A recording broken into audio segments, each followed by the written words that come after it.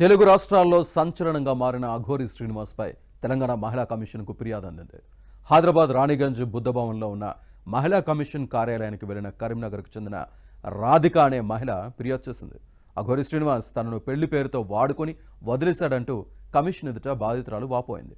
తన జీవితాన్ని నాశనం చేశాడని, సోమవారం రోజు వర్షిణి అనే మరో యువతిని వివాహం చేసుకున్నాడని ఫిర్యాదులో పేర్కొంది.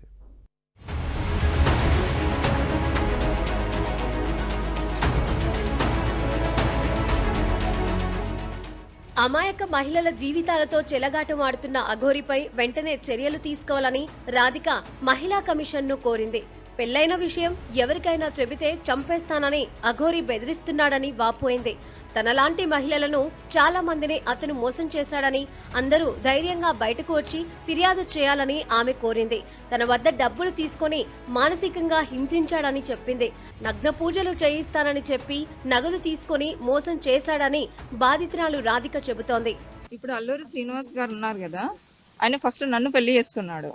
మా మ్యారేజ్ జనవరి 1న అయింది, ఆయన బర్త్డే రోజు. తర్వాత ఇంకో అమ్మాయి వర్షిణి అనే అమ్మాయిని జనవరి 13న చేసుకున్నా అన్నాడు. మరి ఫస్ట్ భార్య నేను ఉండగా ఇంకో అమ్మాయిని ఎట్లా చేసుకుంటాడు? ఇట్లా ఎంతమంది ఆడపిల్లల జీవితాలతో తను ఆడుకుంటాడు. అందుకే నేను ఇది ఆగాలని నేను ముందుకు వచ్చాను. నాకు వర్షిణి అమ్మాయితో తిరుగుతున్నాడన్న సంగతి జస్ట్ నాకు 15-20 డేస్ బ్యాగే తెలుసు. తర్వాత ఆమెను పట్టుకొని తిరగడము అదంతా నేను అడిగాను. పెళ్లి అనేది ఈ మధ్యన రిలీజ్ చేసిండ్రు కదా, అందుకే నేను ముందుకు వచ్చాను. ఇదిలా ఉండగా 9.08 లక్షల రూపాయలు తీసుకొని మోసం చేశాడంటూ సదరు మహిళ ఇచ్చిన ఫిర్యాదు మేరకు సైబరాబాద్ కమిషనరేట్ మోకిలా పోలీసులు కేసు నమోదు చేశారు. 308, 301, 351, 352 BNS సెక్షన్ల కింద కేసు పెట్టారు.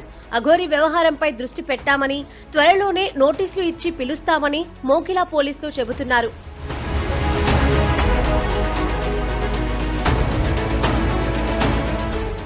మరోవైపు వర్షిణి తల్లిదండ్రులు, అన్నలు మహిళా కమిషన్ కు ఫిర్యాదు చేశారు. వర్షిణిని అఘోరి శ్రీనివాస్ నమ్మించి మోసం చేసి పెళ్లి చేసుకున్నాడని ఆరోపించారు. అతని చెర నుంచి తమ కుమార్తెను ఎలాగైనా కాపాడి అప్పగించాలని తల్లిదండ్రులు కోరారు.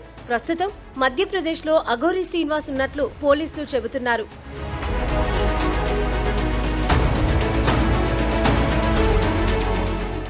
ఏది ఏవైనా అఘోరి శ్రీనివాస్ ఆగడాలకు అడ్డు అదుపు లేకుండా పోతోంది.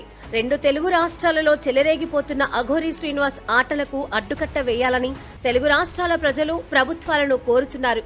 మరి 2 ప్రభుత్వాల పోలీసులు ఎలాంటి చర్యలు తీసుకుంటారో వేచి చూడాల్సిందే.